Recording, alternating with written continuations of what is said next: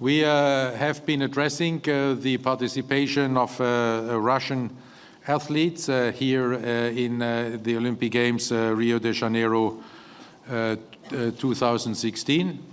You may remember that the McLaren report came out just about 2 weeks ago. This report addressed the question of a system of doping in Russia. The IOC, as a consequence of this report, had to address the more difficult question of consequences for individual athletes. The basic and the difficult question we had to answer was, can you hold any athlete responsible for the wrongdoing of the government of his or her country? There we had to follow the rules of justice, and justice has to be independent from politics, and you cannot answer to a violation of a law by another violation of a law, because this is destroying justice.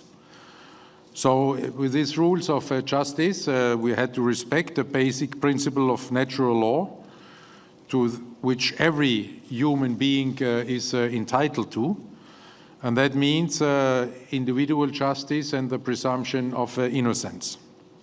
And this right to which every human being is entitled to applies, of course, also to athletes. In this case, however, the allegations weighed so heavily and were so detailed that these principles could not be upheld entirely. Therefore, the IOC Executive Board has reversed the presumption of innocence for every Russian athlete, and to make him or her bear the collective responsibility for the alleged failures of the government. Nevertheless, natural justice does not allow us to deprive a human being even of the right to prove their innocence. And this is why the IOC granted this right to the Russian athletes and imposed at the same time very strict eligibility criteria to them. The IOC itself has taken, after a three-step procedure, the final decision on whether these criteria have been met, and the IOC has been guided there by the advice of independent experts from the Court of Arbitration for Sport, as you know, the highest court for sport in the world. The IOC has taken this decision by a panel composed of 3 members, with Professor Ugo Erdener as the chair of the Medical and Scientific Commission as a chair. The 2 other members were Claudia Bokel, the chair of the Athletes Commission, and Juan Antonio Samaranch. And we expect the final results of this panel to be ready for publication later today. With this respect for individual justice, we can also send a very clear message to the clean athletes, and in particular to the clean athletes in Russia. And this message is, you can be successful outside such a system. If you are clean, you are respected and rewarded. And you can follow and must follow your Olympic dream as a clean athlete. And with this, we want to encourage all clean athletes there not to fall into the trap of such a system, not to listen to those who are telling them only if you're taking doping you can achieve something. We want to show them that if you are clean, you're much better off, and you can be successful and you can participate in the games as a respected athlete. With regard to these Olympic Games, the IOC itself has the great responsibility to set the framework for the anti-doping system here at the Games. And I think you are aware of the many measures we have been undertaken. We undertook the most comprehensive reanalysis program ever with regard to the Olympic Games 2008 and 2012. And with this reanalysis program, we have already identified nearly 100 athletes who tested positive and which cannot participate in these Olympic Games. We also have an extensive pre-Olympic testing program where we had where we analyzed together with WADA the detailed testing history of 2,200 athletes and assessed these with regard to their performance, with regard to their sport, with regard to all the available data.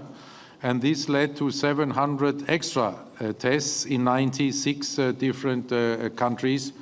And also in this way, we have been keeping cheaters out of the Games.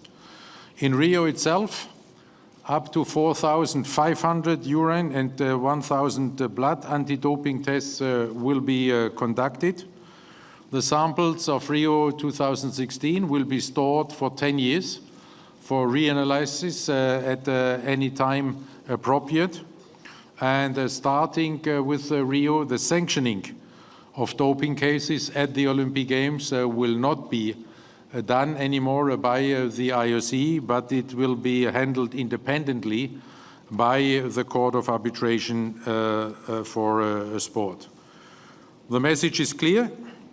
We want to keep the cheaters away from the Olympic Games. The message is clear. There is no place to hide for cheats, and dopers can never feel safe anywhere because we are storing these samples and we will follow up on each evolution there in scientific research and testing methods. We will also follow up on the McLaren report. As you know, it's not, the report of Mr. McLaren is not yet finalized. This is why the IOC has been calling for an extension of the mandate of Mr. McLaren, and we are happy that WADA granted this extension of the mandate.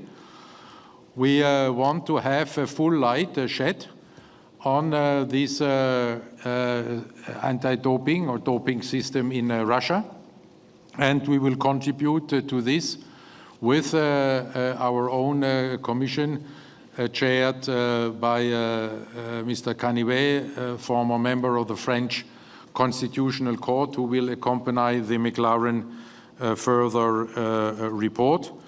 And we will then, based on these then complete reports, not hesitate to issue further sanctions or measures wherever and whenever necessary. I think we all agree that this is a situation we do not want to happen ever again in sport. And therefore, the IOC requested a full review of the anti-doping system. And we are very happy that WADA agrees with this request issued by the Olympic Summit and by the IOC Executive Board. And we will work closely with WADA to make the anti-doping system worldwide more robust and more efficient. And maybe on a more personal note, when you take such a difficult decision, and when you have to weigh all the arguments, and there are good arguments on either side, when you ponder about these arguments, then in the end you have to bring this down for yourself to one point which leads you to your decision. and which then must be the guiding principle. And there, for me, the guiding principle was that after this decision, and after what you think are the right arguments, you have to be able to look into the eyes of all the athletes. And I can tell you that during my many, many visits to the Olympic Village here in Rio, I have been looking into the eyes of many athletes.